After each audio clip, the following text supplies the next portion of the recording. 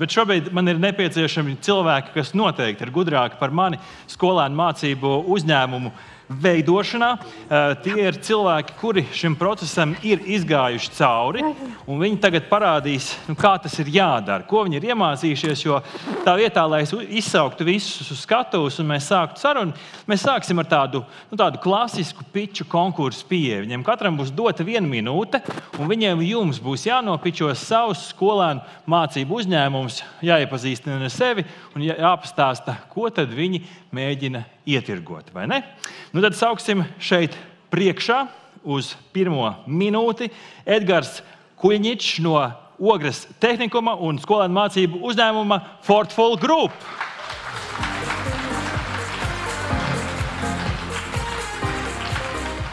Nu tad timers man priekšā droši ņem 1 mikrofonu. Es ceru, ka viss mums strādā. Jā, tagad? Neuztraucies. Jā, ok. Man sarkanā krāsa patīk. 1 minūte sākās tagad. Ok. Jā, tad es esmu Edgars Kuļņičs un iznāk pagājuši, kad es izveidoju skolēnu mācību uzņēmumu Fortful Group un jā, mums ir gājis diezgan labi, man šķiet. Jā, un mēs ražojām un vēl joprojām turpinam ražot rokas pulksteņus cilvēkiem ar redzes un atmiņas traucējumiem. Un šobrīd neieslīgšu baigi par to produktu, bet par to, ko mēs esam iegūši kā skolēni, kā audzēkņi no Ogres tehnikuma. Un tas noteikti ir ļoti, ļoti labas zināšanas un pieredze turpmākai uzņēmējdarbības gaitai un tajā, ko mēs vēlamies sasniegt arī turpmāk, strādājot uzņēmējdarbībā, strādājot vadošos amatos uzņēmumos un arī attīstot sevi turpmāk skolās, augstskolās. Jau laiks beidzās, ak Dievs. Jā, nu, un tas arī praktiski viss un pārējos droši vien izstāstīšu jautājumos. Paldies. Jā, paldies tev. Paldies. Redz kā? Jā, mēģina iekļauties tajos apstākļos, tas mazais izaicinājums no manis.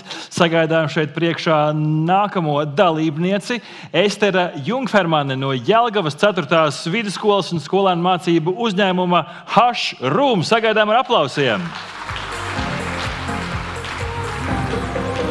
Un tad timers šeit pie manis priekšā 3, 2, 1. Aiziet. Labi, paceļ roku visi skolotāji, kuriem reāli troksnis nepatīk klasēs. Jā. Un jautājums jums, vai jūs kādreiz esat domājuši, kā šo troksni labot, kā nebūt skaļai klasē? Nu, ne tik daudz nav, bet tieši tas ir mūsu skolēnu mācību uzņēmums. Mēs veidojam micēlija akustiskos paneļus. Tie ir paneļi veidot no sēņu struktūras, kas slāpē skaņu tavā telpā, darba vietā, visur. Tātad, ja bērni bļaus, jūs droši varēsiet mierīgi labot savus pārbaudas darbus. Tas ir tāds, tas tāds bioloģisks, ekoloģisks produkts. Un tas, par ko es vairāk lepojos, ir tas, ka, lai gan es tikko beidzu 9. klasi, es jau varu lepoties ar to, ka mans SMU ir iegūst 3600 eiro ienākumus. Jā, paldies. Un kā arī mēs bijām gada labākais pamatskolas skolēnu mācību uzņēmums. Paldies! Tātad pēdējais tas, ko es gribētu pateikt jums, uzrunāt jūsu skolotājs, kad jums ir, ja jūs redzat kādu bērnu, kuram tā kā ir tas, ka viņi ļoti, ļoti grib kaut ko darīt, viņiem ir bail, vienkārši ejiet, pasakiet viņiem, jo man arī, es 7. klasē biju vislielākais introverts, vispār neko nevarēju, bet tagad es varu mierīgi nākt jums runāt priekšā, tā kā skolotāji, ejiet, mudiniet savus bērnus, viss būs tieši tā. Paldies tev! Paldies! Labi. Virzamies tālāk. Rūta Kruzenberga no Valmieras Pārgaujas valsts ģimnāzijas un skolēnu mācību uzņēmuma Šombā. Sagaidām ar aplausiem! Aiziet! Rūta, arī tev!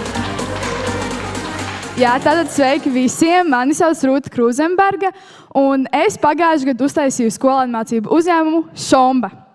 Mēs ražojam un pārdodam divus tādus inovatīvās gastronomijas produktus, kas ir tējas bumbas un karstās šokolādes bumbas. Es teiktu, jau pirmajā mūsu uzņēmuma darbības gadā mēs ieguvām ļoti, ļoti lielu atsaucību no klientiem un arī pārsteidzoši lielus ienākumus.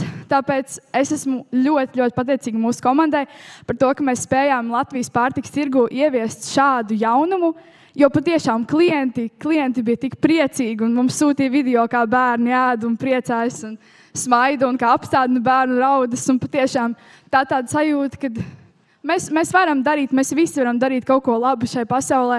Varbūt tas nav, ka mēs neziedojam miljonus eiro katru dienu, bet mēs varam likt bērniem smaidīt un palīdzēt. Un tāpēc esmu ļoti pateicīga Junior Achievement Latvija par to, ka viņi dod šo iespēju bērniem un jauniešiem, kā es un tūkstošiem jauniešiem no visas Latvijas, šo iespēju atrast savu aicinājumu un palīdzēt citiem. Paldies! Paldies arī tev! Paldies, Rūtai! Un visbeidzot aicinām šeit priekšā Haralds Balts no Rīgas Teigas vidusskolas skolēnu mācību uzņēmuma Frukorium. Aplausi!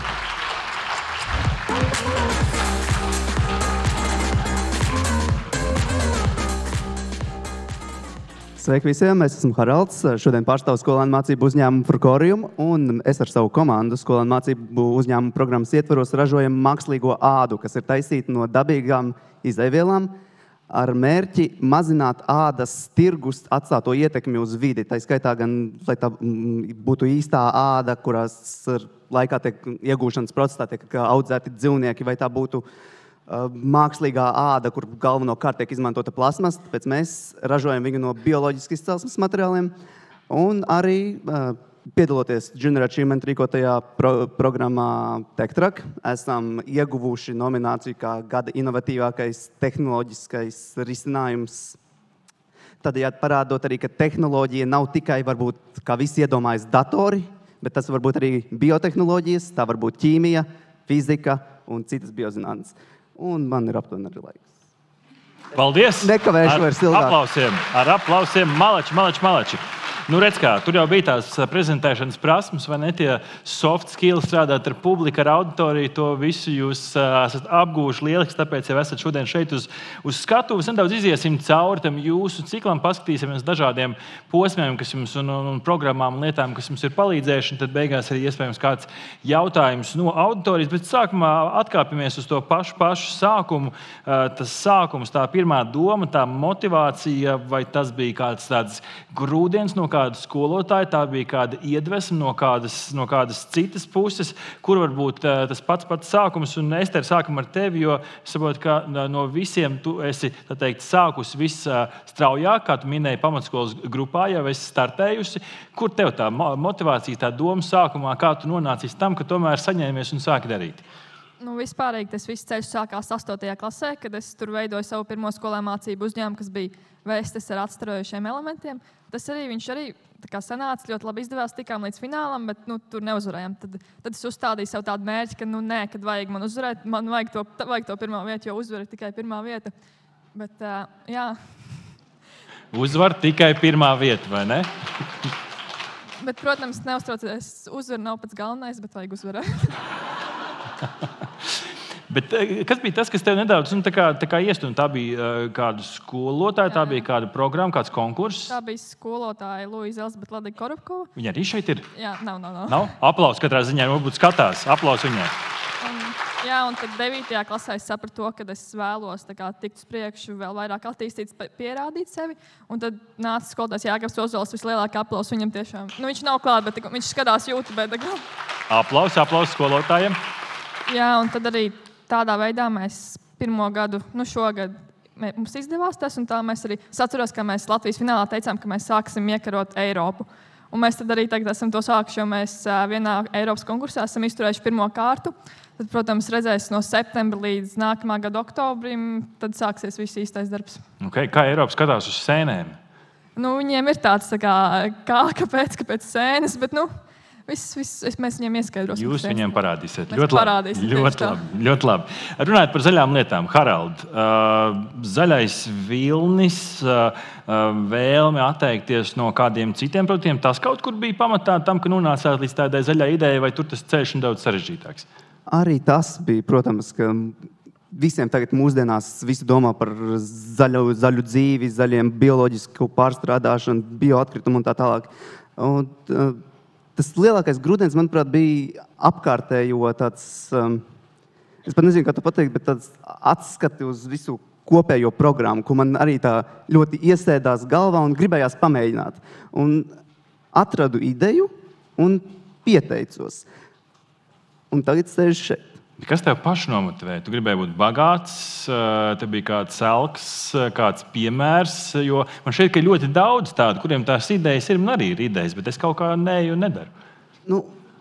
Es šo iespēju vairāk izmantoju kā pašu sevis pilnveidošanu. Man noteikti nebija tas, kas nebija nauda, tā, kas bija pirmā galvenā, kas mani motivēja dzinu uz priekšu, bet tās bija iespējas sevis pilnveidošanai visos citos dzīves aspektos, vai tā būtu tā pati publiskā uzstāšanās,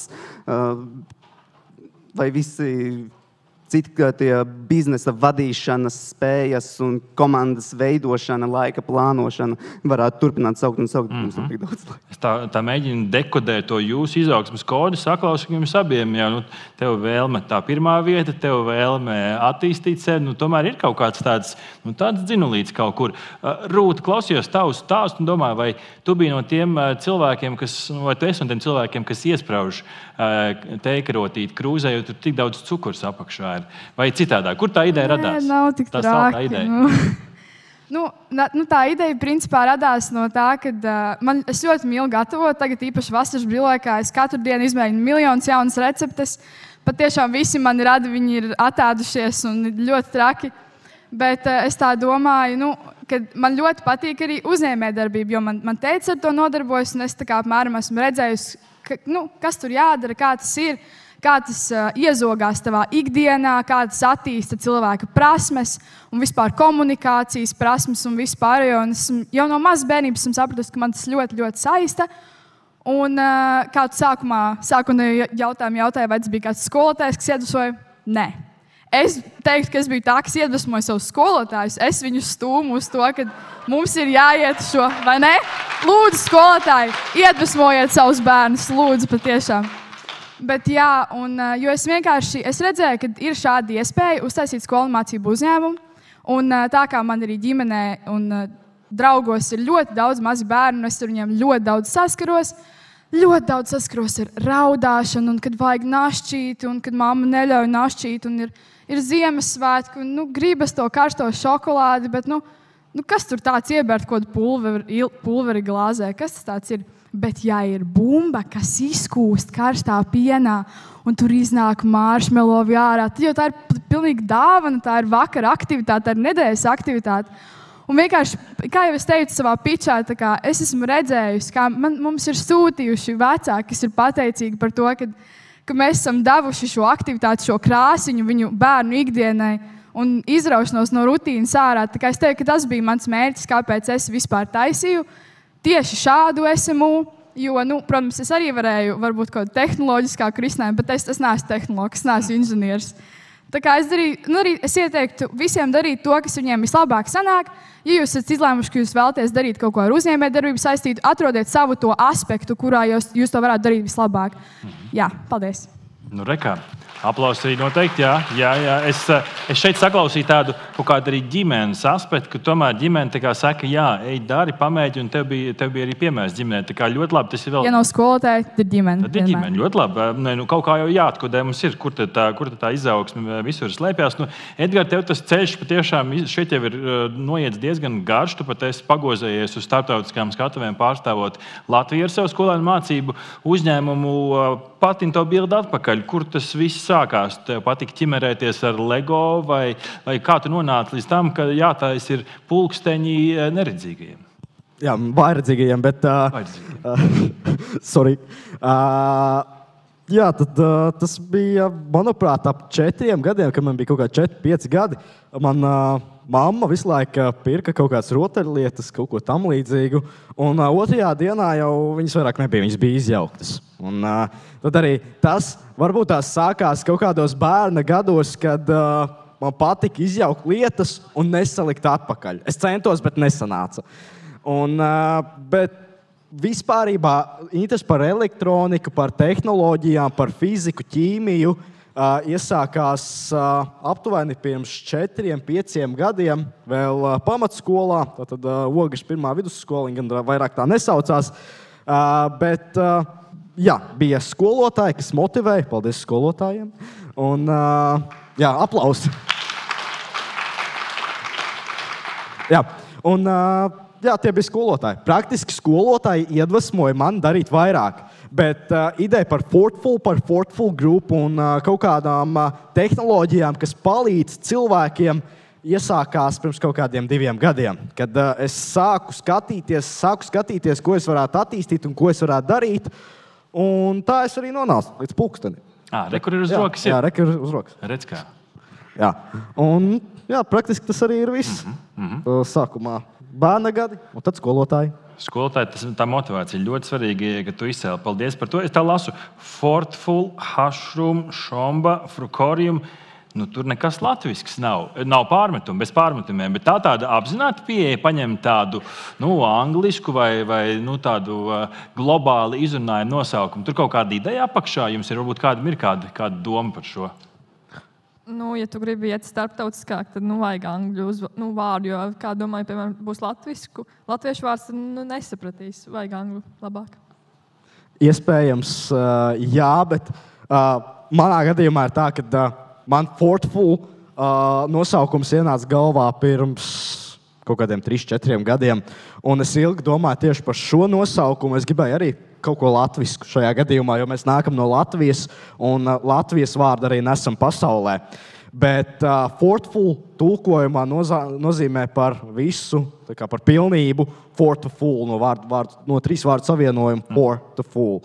Bet, anglicismi ir, manuprāt, ļoti biedējoša parādība latviešu valodā, jo mēs tādā veidā neattīstam latviešu valodu un neparādam arī latviešu valodas vispārībā Latviju pasaulē. Bet, protams, mēs no tā varam izvairīties visādos veidos. Doma ir par iešanu ārzemju tirgos, līdz ar to jau pašā saknē, jau pirmajā logotipā un pirmajā zīmējumā ir kaut kas tāds, ko var izrunāt arī ārzemēs. Es arī gribu izmantot iespēju bišķītiņ palepoties ar mūsu uzņēmumu nosaukumu Frukorium. Viņš ir tāds kā saliktenis no 2 valodām. Tur ir bišķītiņ angļu un bišķītiņ latīņu. Un jā, tas ir apzināti, lai būtu šis iespēja aiziet kaut kur globālākā tirgū nākotnē. Tie 2 vārdi, kas tur ir iekļauti, ir angļu fruit un latīņu corium, kas ir tulkojumā āda, tātad augļu āda. Tātad arī piešķirot šim uzņēmumam to simbolisko nozīmi ar nosaukumu. Redz, kā viss ir iepīti tajā kodā. Jā, varbūt mūsu nosaukums Šomba varbūt nav tik dziļa nozīme, bet arī, kāpēc mēs taisījām, piemēram, mums nosaukums ir SH-omba. Mēs varējām taisīt š-omba. Bet patiešām tie latviešu valodas mīkstinājumi zīmes un garuma zīmes starptautiskajā tirgu ir diezgan liels sarežģījums, jo, principā, latvieši to var izrunāt, latvieši to var saprast. Ja tas aiziet kaut kur tālāk, tad jau mazliet tā mazāk. Bet, varbūt ir tādi arī sarežģītāki, angliciskāki uzņēmuma nosaukumi, bet tā kā, piemēram, mūsējais ir tāds ļoti īss, ļoti skaidrs un saprotams, tāpēc domāju, ka šis pat, kā Edgars teica, anglicisms, protams, ir liela problēma šobrīd latviešu valodā vispār, bet šis, manuprāt, nav varbūt tik liels tas anglicismu izplatīšanās ietekmētājs kā tieši uzņēmumi, jo mēs paskatāmies arī vispār Latvijā un tajās lielākajās Latvijas pilsētās visi šie populārākie uzņēmumi būs ar šādiem angliciskākiem nosaukumiem. Tieši tāpēc, lai tie nebūtu tikai Latvijas mērķa auditorijai veidoti. Ideja mums ir, nosaukums mums ir. Parunājam par to komandu nedaudz. Cik cilvēki jūs esat komandā? Pavisam īsi. Jā, mūsu komandā ir 4 cilvēki. 4? Cik jums? Paldies. 3 cilvēki. 2. 2? Mums arī tikai 2, jā. 2, 4, 3, 2, 2. Komandas lomas, komandu sadalījums, kurš ko dara, kā tam piegājāt? Skaidrs, ka esat šeit uz skatuves, bet jums arī ir savi partneri. Vai ir kaut kāda tāda apzināta pieeja, kurš ko liek tā teikt komandas galdā? Kā jūs ar to tikāt galā? Droši, kādam kāds pieredzes tā? Jā, par to komandu ir tā, ka ir jāatrod pēc iespējas dažādāki cilvēki. Un, man liekas, tas ir tas, ko mēs mūsu komandā arī izdarījām, ka man komandā bija cilvēki, kas nodarbojās ar to sociālo daļu, cilvēki, kas nodarbojās ar ražošanas daļu, cilvēki, kas nodarbojās ar to ekonomisko daļu. Protams, ar domu, ka visi var izdarīt pilnīgi visu, ja ir tāda nepieciešamība. Un tāpēc mēs arī atradām to skaitli 4 cilvēku komandā, ka tas tāds ļoti optimāls, ka ja kāds cits trūks, tad var aizvietot un tādā garā, ka var pamainīties palēkāt, lai nav tā, ka arī tu esi varbūt vienīgais komandā, kurš to var izdarīt. Visi bijāt jau iepriekš draugi un tā sanācāt kopā vai apstākļi salika? Jā, 3 cilvēki no mūsu komandas bija iepriekš mācījušies pamatskolā kopā. Un 4. cilvēks vienkārši iedvesmoja ar savu enerģiju. Uzrunāja. Pats tādēļ ienāca iekšā. Ester, kā ar tevi? Tev savukārt 2, tu un otrs cilvēks. Kas ir otrs cilvēks? Otrs ir Mārtiņš Ņitskovskis. Sveiciens Mārtiņam. Sveicien, jā. Mēs praktiski sadalījām tā, ka vajag pēc iespējas dažādākus cilvēkus piekritīšu Haraldam. Un tas, ko ļoti bieži cilvēki arī saka, nekad neveido uzņēmumu ar savu draugu. Bet es labprāt varētu atbildēt ar šo, kam citam tu uzticēsies, ja ne savam draugam. Tā kā labi, tās attiecības, protams, uzņēmuma laikā ir domstarpības, bet tāpēc uzņēmumā ir jābūt cilvēkam, ar kuru ir ļoti viegli strīdēties. Jo, ja būs tā, ka tu domā tikai savu, tu pieņems tikai savu, tad uzņēmums neaizies tādā veidā. Tāpēc mana puse stiprākā ir tā, ka es varu iet prezentēt, kad es varu iznest to komandu. Mārtiņas stiprākā puse ir viņa dizainista, kā viņš ļoti, ļoti smuki visu taisa dizainē. Vēl kādi atziņas par komandas veidošanu?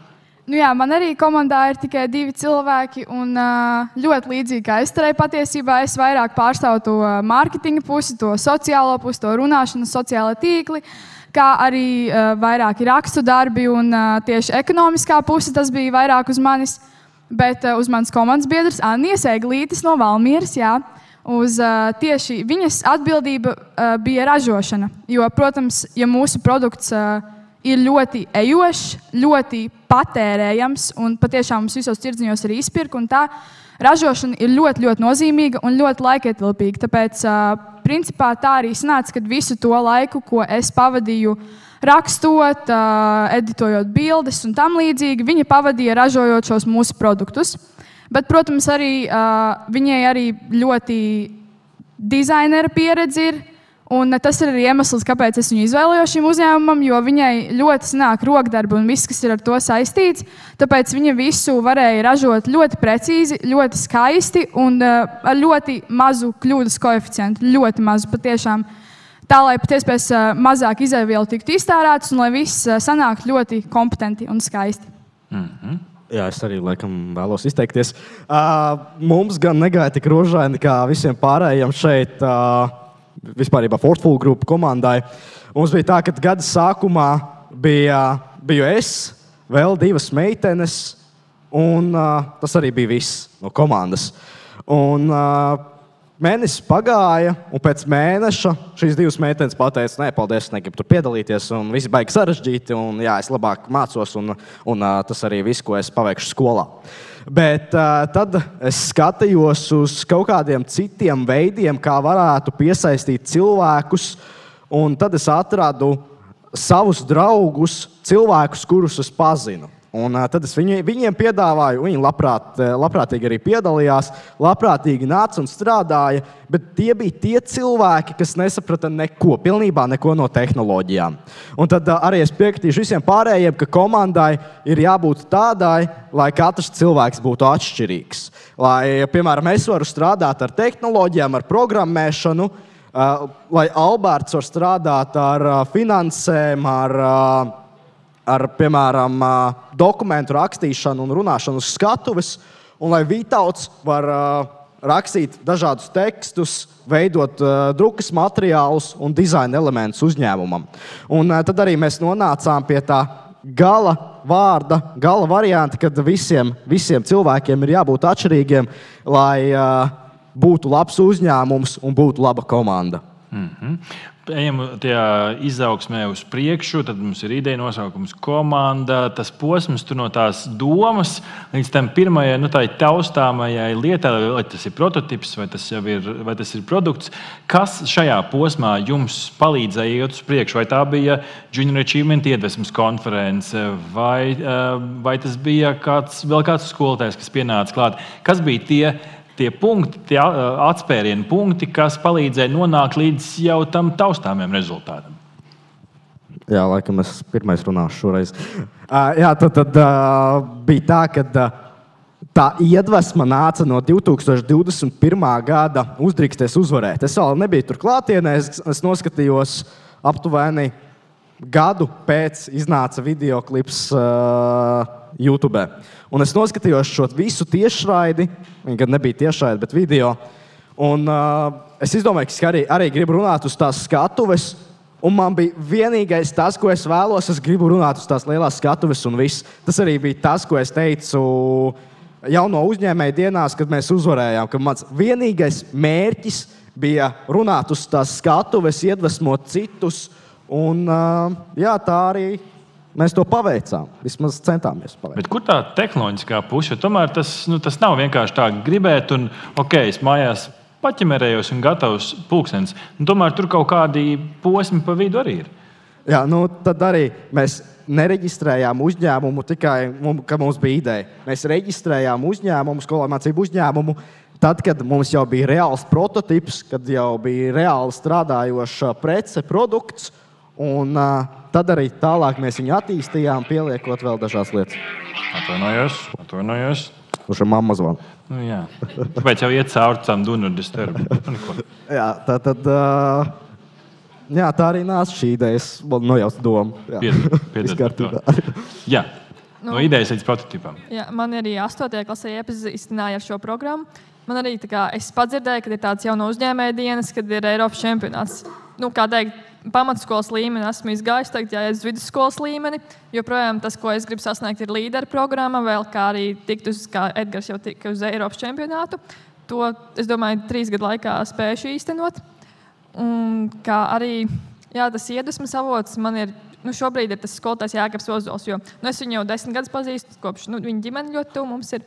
Viņš ir tas, kas sliktā brīdī vienmēr kaut ko labu var pateikt. Arī ir ļoti bijuši daudz brīžu, kad ir tāds, ka vajag padoties, bet nē, viņam vienmēr ir tā īstā lieta, ko pateikt. Ja vajag konferencē runāt droši, es jums iesaku Jākapu Ozolu.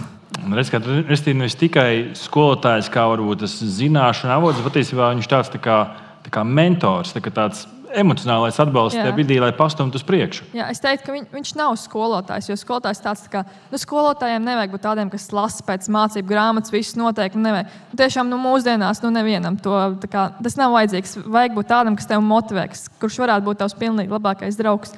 Manuprāt, ja es būtu skolotāja, tad es censtos būt draugos ar to skolēnu, lai varētu viņu pēc iespējas motivēt, pēc iespējas vairāk. Jā. Tātad par idejas radīšanu visi gan jau ir dzirdējuši dizaina domāšanas soļus. Lūdzu viņiem pārāk nepieķeraties, jo bieži vien tās idejas rodas vienkārši vakarā apguļoties savā gultā un aizverot acis. Tieši tā radās mūsu uzņēmuma ideja un tiem dizaina domāšanas soļiem mēs cauri gājām, protams, bet mēs viņiem gājām atpakaļgaitā. Respektīvi, mums bija produkts un mēs gājām atpakaļ, risinājām visus pārējos soļus. Par prototipēšanu un tiem dzinuļiem, tie nepārprotami ir skolotāji, tie ir dažādi deadline, kas mums ir uzlikti, uz kuriem mums ir jātiecas, vai tie būtu tie paši Junior Achievement tirdziņi, uz kuriem mēs gatavojamies, uz kuriem mēs pilnveidojamies. Un vēl viens aicinājums - neiestrēgt pie vienas idejas, ja tā ideja nekustās uz priekšu. Ja jūt, ka ir iestrēdzis, bišķītiņi pamainīt, varbūt neaiziet prom no idejas, pamainīt pieeja tai idejai. Un paskatīties uz viņu no citas puses un turpināt virzīties uz priekšu. Jā, mūsu ideja arī neradās pateicoties šeit dizaina domāšanai. Mūsu ideja radās tā, ka es tieši ļoti veiksmīgi pagājušā gada 1. septembrī saslimu uz nedēļu, un tad es gāju ļoti garās pastaigās pa Lietai no septembri. Un tā kā es jūtu, ka cita skolā man klases biedri tajā laikā mācās un sāk savu jauno skolas gadu un saprot, kas vispār būs jādara. Man likās, ka es vienkārši tērēju savu potenciālu, ka es vienkārši kavēju, un visi man jau ir kilometriem priekšā, un es tikai sēžu savā tumsā. Un tad es gāju savās pastaigās un domāju, ko es varu darīt? Ko es varu šobrīd darīt? Jo es nevaru atrasties skolā, kamēr esmu slima, vai ne? Un tad es tā domāju, es uzzināju par šo programmu. Un tad, principā, visu šīs pastaigas pavadīju, tā teikt, brainstormojot, ko tad es varētu darīt, un tā es arī izdomāju.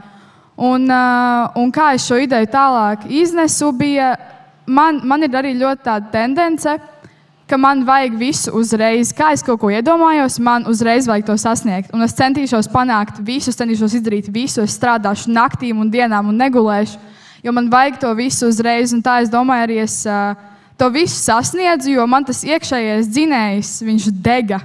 Viņš patiešām deg un viņš deg arī šobrīd. Un es domāju, ka es redzu jums arī visiem viņš deg.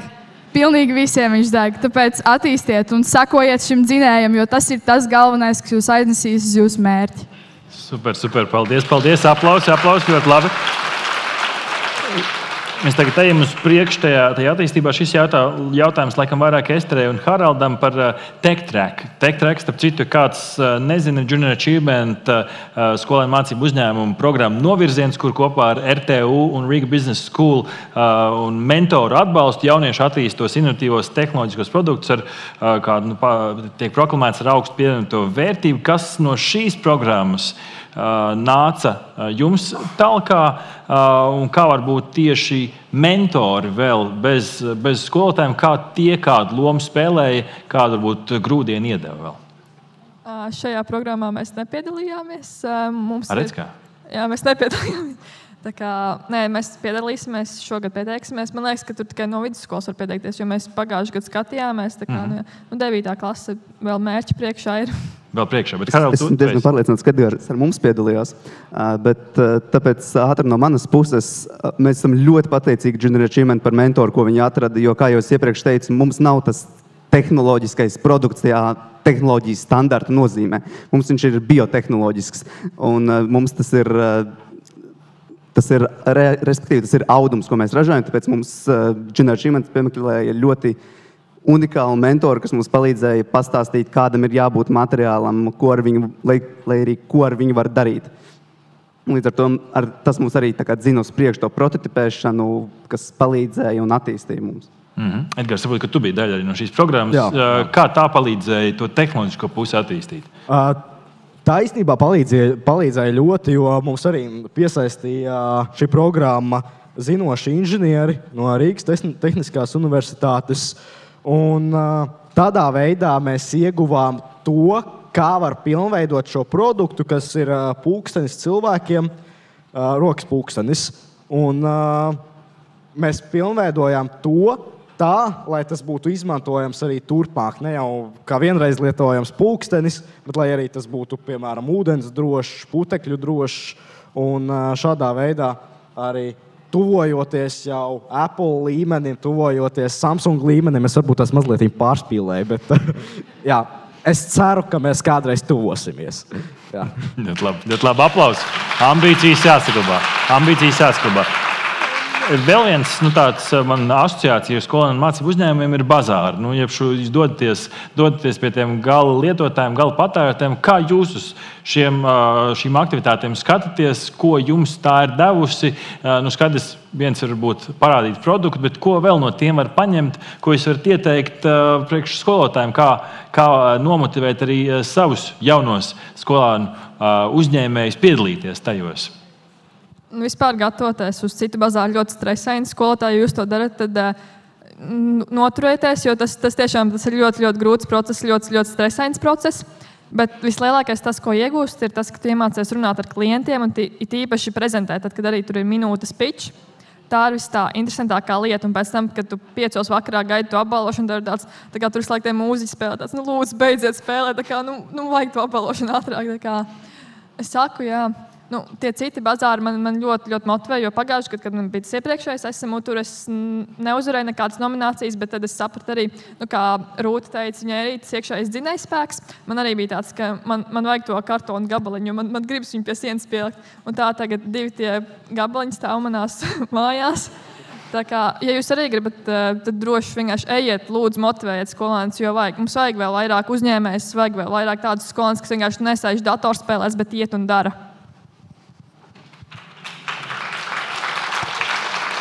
Jā, es teiktu, man šie bazāri bija absolūti vismīļākā lieta, kas notika vispār saistībā ar skolu mācību uzņēmumiem.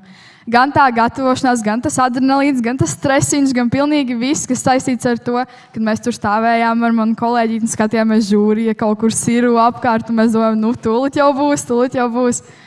un tā viss, tās domas, tās emocijas, tas ir tāds pīķa moments, kad tu saproti, kad vai nu būs vai nebūs, un kad izsauc to tavu nosaukumu, un kad saproti, ka tomēr es kaut ko vinnēju, kad šim visam bija kaut kāda jēga, tad arī tā sajūta, ka tas viss tomēr bija par kaut ko, un labi, pat ja tu nedabūji kā pirmo vietu, jā. Bet tāpat kaut ko cilvēks dabūja, un galvenais jau ir nevis šie kartona gabaliņi, bet galvenais ir, ko tu iegūsti sevī, ko tu iemācies. Cilvēks iemācās sarunāties ar citiem, un ne tikai ar pazīstamiem, bet arī ar absolūtiem svešniekiem. Iemācās pārdot savu ideju, izstāstīt savu domu, visu. Tas ir tieši tas, kas jauniešiem noderēs nākotnē, ja vēlas sasniegt virsotnes. Tas ir tas, ko mums patiešām arī Latvijas jauniešiem vajag visvairāk, manuprāt. Tāpēc tieši šī komunikācijas daļa no šiem bazāriem, manuprāt, ir vissvarīgākā. Jā, aplausi. Es centīšos daudz nerunāt, bet šie bazāri bija ļoti, ļoti liela daļa no Fortful un kā vispārībā Fortful Group veidojās. Jo mēs gatavojoties pirmajam citam bazāram, kas bija ziemā, vēl 2023. gadā, mēs ieguldījām ļoti daudz darba. Mēs stendu sākām veidot 1,5 mēnesi pirms cita bazāra. Un pēc tā 1,5 mēneša tas stends izskatījās ļoti iespaidīgi, manuprāt. Un es ceru, ka citiem arī tā liekas. Bet, jā, un viņš bija arī smags. Un mums viņu vajadzēja uz to veikalu Dominu vest ar piekabi un lielu busiņu, lai mēs vispārībā viņu tur nogādātu. Un šajā brīdī es vēlos pateikt lielu paldies skolotājai, Ogašu tehniku un projektu vadītājai Inetai Grīnai par izturību, par to smago stendu, kas bija riktīgi milzīgs. Es lūkšu skolotāju piecelties un aplausi skolotājai.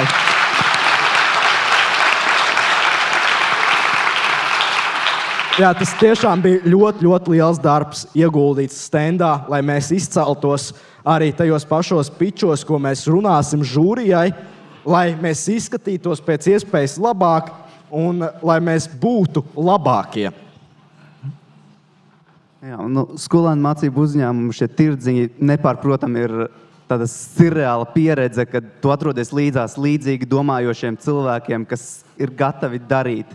Un tā, protams, ir arī iespēja pārbaudīt, vai tavs produkts kādam ir vajadzīgs, viņu pārdodot, kuram gan nepatīk nauda. Bet tur ir arī tas, jā, šie arī tie deadline, par kuriem es runāju, kas dzen mūs uz priekšu. Un, jā, es domāju, arī mūsu skolēnu mācību uzņēmums pilnveidojās ar viņiem, jo mēs šajos tirdziņos satikām savus klientus. Varbūt mums nebija tas produkts vēl gatavs, bet šie klienti, šie modes eksperti pastījās un pateica, ko viņi viņā grib redzēt, kur viņi redz, ka viņš tiks pielietots. Un mēs šādi varam turpināt iet uz priekšu un bīdīt to produktu tajā virzienā, kur viņš ir vajadzīgs. Tāds vēl viens atskaites punkts, uz kur tomēr ir jāsņemās, jāsagatavojas pat, kā tu saki, ja nav pat līdz galam gatavs, vai ne? Trešās personas skats uz produktu, uz reāli, kas notiek mums. Man vēl priekšā timerī bija palikuši 2 minūtes, tagad jau 1. Bet gribu iedot arī iespēju jums uzdot kādu jautājumu. Redz, ka viena roka pacēlās tajā pusē un viena šajā. Ja? Dāmas, mikrofonus, kura pirmā? Sāksim ar šo. Sveicienu, jautājums, klausamies. Labdien! Pirmām kārtām vēlos izteikt savu apbrīnu jums, jaunieši. Man tiešām ir no sirds prieks klausīties jūsu pieredzē. Un domāt, kur es biju savā tajā laikā, šajā vecumā, kas ir jums, jo tas ir tiešām apbrīnojami. Es domāju, vēlreiz varu palūgt aplausus tiešām.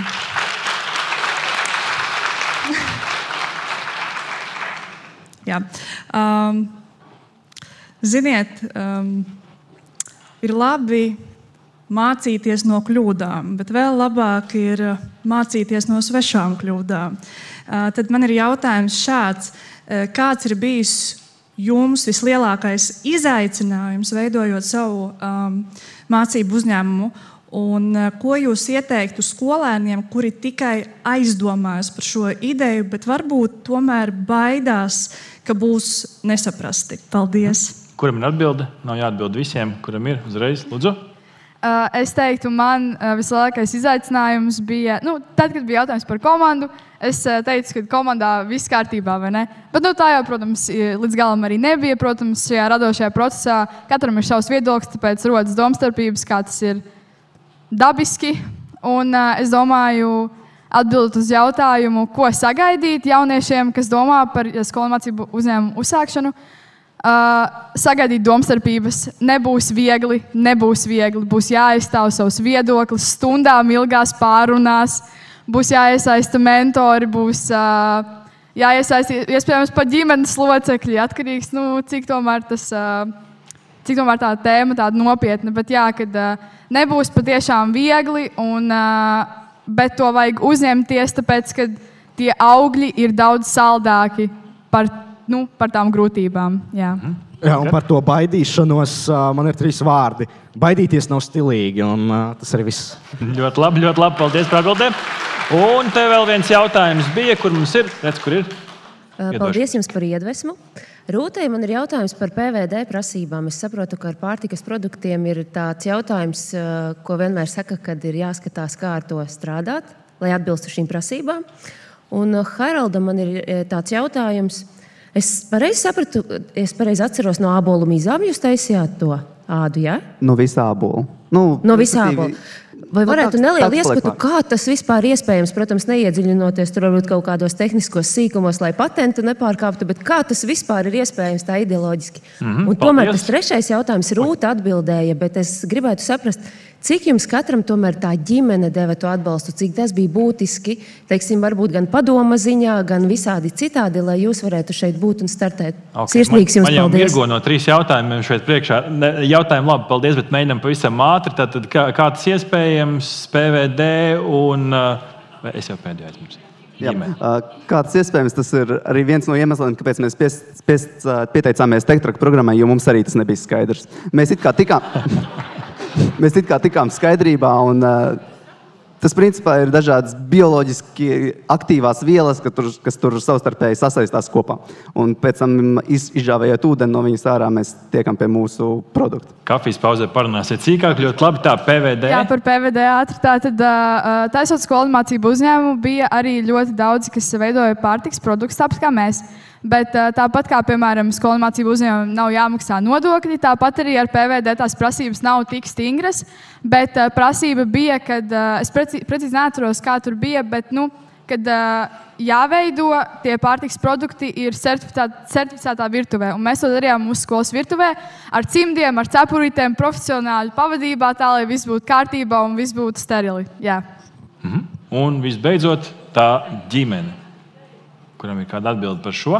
Jā, ģimene bija ļoti liela loma, man tīpaši tēvs, tētis. Tas, ko es tagad cenšos sasniegt, ir, lai es cenšos pati internetā tagad meklēt, kā es varu pelnīt naudu, lai mans tētis, viņš ir jūrnieks, lai viņš beigtu iet jūrā, jo man kaitina, ka viņš 6 nedēļas projām, 6 nedēļas mājās. Tā kā jaunieši, ticiet saviem vecākiem, viņiem ir ļoti labi ko pateikt, daudz ko pateikt. Redz, kā ticam vecākiem, ticam skolotājiem, aplausi gan jauniešiem, gan skolotājiem. Liels paldies jums par dalību šajā sarunā. Pateicības arī jums no Junior Achievement, Rūta, Estere, Haralds, Edgars. Liels paldies jums un uzsmaidam arī fotogrāfam. Malači! Aplausi!